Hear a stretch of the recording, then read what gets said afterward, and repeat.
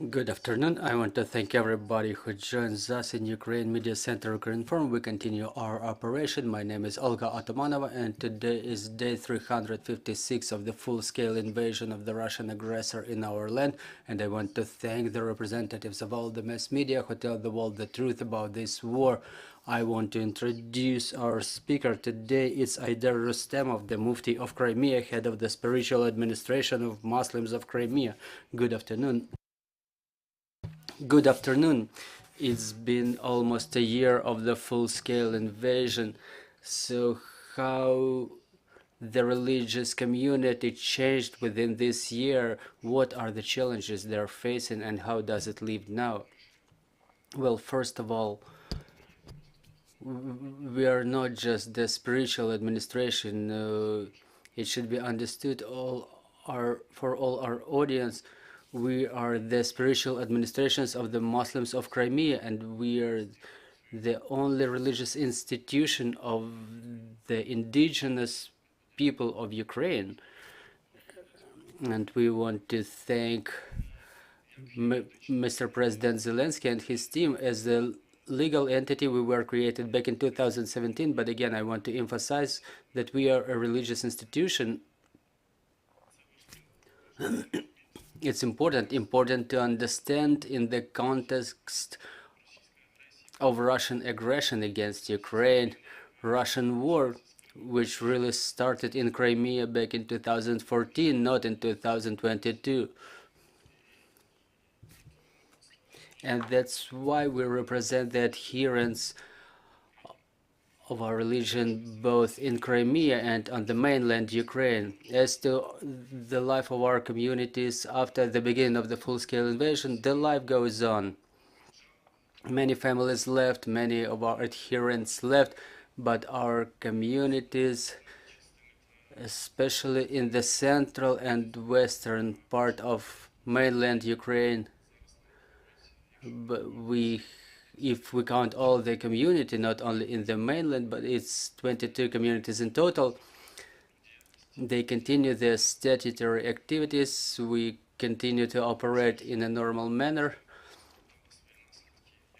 Obviously, the occupation had its aftermath. If we talk about, say, Kherson and Zaporizhia region, the activities in the occupied areas are impossible, but I keep emphasizing that the religious life is not just life in the temple. Even if the mosques are destroyed, we will continue doing what we're doing. We will continue our fight until the very end, until Ukraine's victory, until there is justice. So the religious life and spiritual life is, first of all, as I always say, is the fight for the minds and hearts of the people. That's why we keep working. Of course, the full-scale invasion had its results, had its consequences. For example, talking about the holidays that we had to celebrate during war. It was not as good as it was before the big full-scale invasion. If we take, for example, Kurban Bayram, when we used to give away the meat to regular adherents during war, we decided to make a sauteed meat, and only to give away this sauteed meat to our guys from the armed forces, because halal meat is very demanded there in the front lines. It's just one example. We had one Ramazan in these conditions of war. For example, in Kiev and Kiev region, we have 4 mosques. However, on the peak in March, May, when Russians were in the outskirts of Kiev, we closed 3 of them because almost all the civilians especially women and children, were evacuated to Turkey mostly. Many families left to Europe, and the men who were left here, I was here too. We decided to maintain our resistance with what we can. Everybody did whatever they were able to do. We left our only mosque in Kiev region. It was in the very front line of the clashes. As everybody knows, the Russians almost reached Stoyanka in Zhytomyr, on the Zhytomyr highway, and this is where we spent our Ramadan.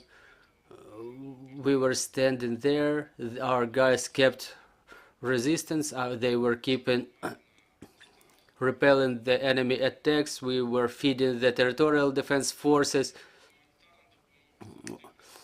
Humanitarian aid was provided. We involved all the organizations in this process. Everybody who we worked with previously, DNet, IHH, we were baking bread and giving away to people in the cities and in the outskirts. What's interesting, we were able, but back then the banking system was still operating, so we were able to transfer funds to the occupied territories, to Kherson region, so that people could buy some food there to give away to those in need. It was in Genishevsk and in Novakhovka districts, and thanks God we were able to make it. So this is how we were working. It's important also to emphasize the work in the information front, the information activities, because we have to take note that Russian propaganda works very efficiently in the Muslim world, and many Muslims, they keep saying, many Muslims all around the world, they keep saying that's not a war of the Muslims, it's a war against one Christian country against the other Christian country. So you have to remain neutral, because we don't know if there are any Muslims involved in there, and it's a big matter. We keep explaining that there are Muslims here, at least 4 spiritual administrations of Muslims. I'm not even talking about other Muslim organizations, because there are lots of other civil Muslim organizations which are registered as civil organizations. So there is a big Muslim community, and we protect our homeland. We keep explaining that Russia are the conquerors, that there is no NATO here, they just try to invade us. So it's a tremendous job we're trying to do. After every shelling of Kiev, after every missile strike on Kiev, I'm being contacted by Turkish mass media for comments. They ask me what's going on over there on your end, what's the situation over there, and I have to explain all of it and things like those. Yeah, well, getting back to the topic of occupied Crimea, we understand that it's Crimean tatars who suffer the most oppression, and we know about the multiple facts of violation of human rights and freedoms in the temporarily occupied territories. So do you have any opportunity to stay in touch with them, to support our Ukrainians over there, and do you have any options to help them with, for example, evacuation or otherwise? Yes, we stay in touch, but it's difficult to say it's a strong connection, because it's been 9 years, and we understand that with every year when I was preaching to Crimea, I was preaching that Crimea will be liberated. People did not believe in that, honestly. But I kept saying, even when I was elected mufti in 2017, when I said that just as Mecca was opened by the Prophet, in the same way, inshallah, Crimea will be opened. And after 8 years, the things began that we are witnessing now. And those adherents who did not believe me back then, they say, yeah, Ayder, you were right. Crimea will be liberated. And now everybody believes it. So there is connection, but it's not so strong. As to the support, it's more like an advice, consultation, not more than that. We cannot do anything there physically, but it's utmostly important for us to understand that Crimean Tatars, the indigenous people of Ukraine, by the way, what Putin said, that this law is the weapon of mass destruction of weapons, of elimination of Russians in Crimea. That was his comment. That Crimean Tatars, the Muslims in Crimea, I mean the indigenous Muslims of Ukraine, are the resistance of Ukrainian state in Crimea. If we say about liberation of Crimea further on, about the future of Ukrainian Crimea, I used to say, and I keep saying, that the repressions were on, and they are still on, and they will only increase, they will only grow in their scale, because Russia clearly understands that moment, that Crimean Tatars are the resistance. We all remember 26th of February, after the 24th of February, after the beginning of the invasion, of the Crimean Tatars went out in the streets, and we know all those things about Hizb ut-Tahrir. We have at least 89 political prisoners in different categories, 89 persons imprisoned with no good reason. So Russians understand it all, and they understand that the resistance will continue. So you remember Jamil Gafarov, who died in prison. It was on the 10th of February. Our compatriot died in prison because he was not treated properly in prison. And they got some very long sentences for civil actors. Ustem Shaykhalilov, Usman Alibkametov, I know them privately. We made a Hajj together back in the day. The Akhtimov brothers, who were convicted for 13, 15 years, though some absolutely savage sentences, and Russians will keep doing that.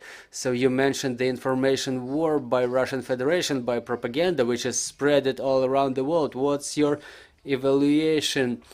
How did the attitude of the Muslims from other countries, including, say, Turkey, how did it change towards everything that the Russian propaganda is trying to impose? We understand that in the beginning of 2014, they were very influential. So does it still work now? So talking about the Muslim world, talking specifically about Muslims, there are positive changes probably, but again, I emphasize it remains. It's like a background thing. Russia was helping Arabian states in their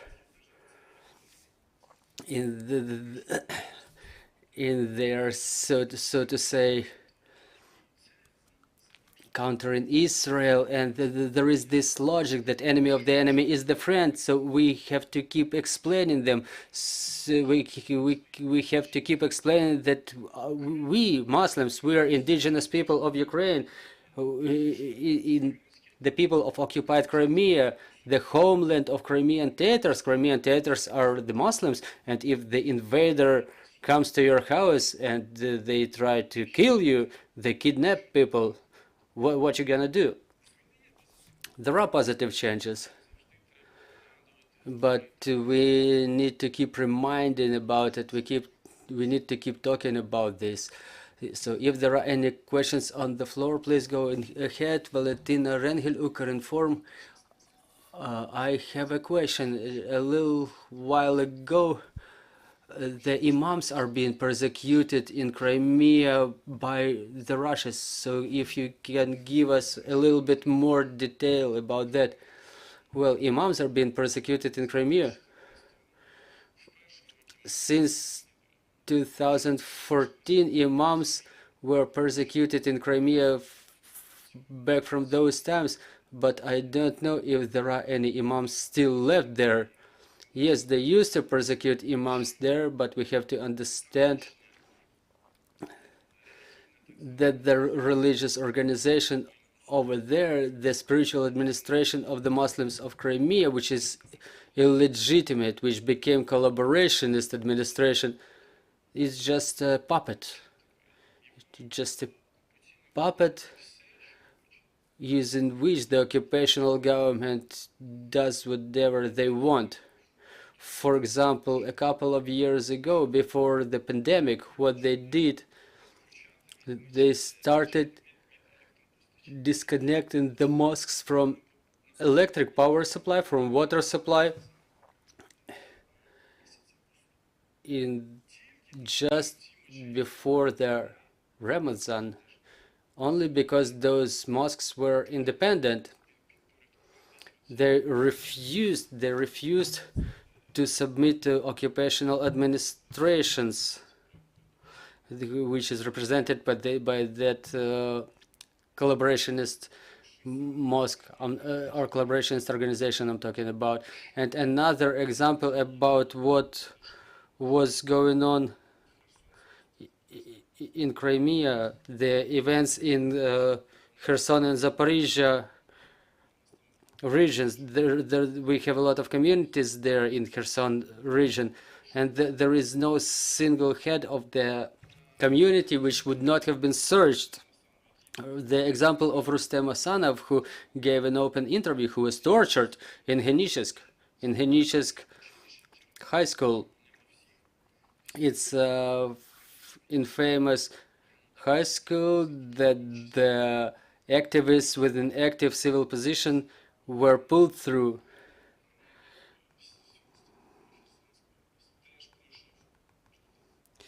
The head of Kherson community also went through that administration. He was put a bag on his head, he was beaten, and he was asked whether he is related to Azov, whether he was attending the pro-Ukrainian meetings, are they related to the spiritual administration of Crimean Muslims, are they related to Majlis of Crimean Tatars.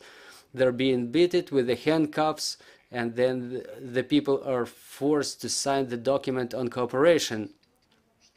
Well, getting back to the full-scale invasion, with the full-scale invasion, we understand that many adherents crossed the borders of our country. They found shelter in European countries and other countries. So how do you maintain the connections with them? Well, we maintain the connection, but it becomes weaker, it fades, unfortunately, because they are already there, they start integrating. There is still connection, and thanks God that connection is positive. Sometimes, for example, one of our imams, he works in a Hamburg mosque, and he helps us to arrange ties with the local communities over there. Dear friends, do you have any questions left? If so, please go ahead. Well, we have no more questions on the floor. We appreciate this conversation. If you have any more important comments that we omitted, please. Yes, I have a couple of words to say. One of the areas that we as a religious institutions, as the spiritual administration of Crimean Tatars, one of the areas we work with, we understand that the way we're going as the Ukrainians, together with all the Ukrainians as Crimean Tatars, we understand it clearly that it's a single way, and we try to strengthen ties with the Muslims in Europe. It's a part of religious diplomacy which has a lot of goals. For example, increase of humanitarian help coming into Ukraine. One of such examples is the mobile field kitchen. We will try to launch this project within a couple of days or maybe weeks to feed people in Kherson, because the situation is difficult there, and if God allows, in other cities as well. So this is one of the areas areas of our work I would like to mention about. We know that the representatives of many religious communities, they work and they go to the areas of active warfare, and I'm sure there are representatives of your communities in those areas. Could you tell us a few words about that work too? Yes, after the adoption of the law on chaplains, there was an award upon my submission, a word of the heads of our communities who were doing different activities during that difficult period in Kiev region, in Lusk region, in Volyn region. It's the Lusk community, and there was a unity of chaplains. In Muslim language they are called imams. There are some difficulties to get them enlisted in the ranks of the armed forces. It depends on the diplomas or some other bureaucratic procedures. In fact, we have one chaplain, Sheikh Suleiman, very respected person. In fact, he already works there. And even I have an intention sometimes, because it's difficult given my status and the nature of my activities, I mean, to go there, but I still have such intention, and we will continue working in that area too. Thank you very much for this conversation. Ayder Rustemov, mufti of Crimea, head of the spiritual administration of Muslims of Crimea. Thank you, dear friends, for joining us. Right now, our team is working on the schedule for tomorrow. Follow our announcements, trust in our armed forces, and work together for the victory. Glory to Ukraine. Glory to the heroes. Thank you. Сина.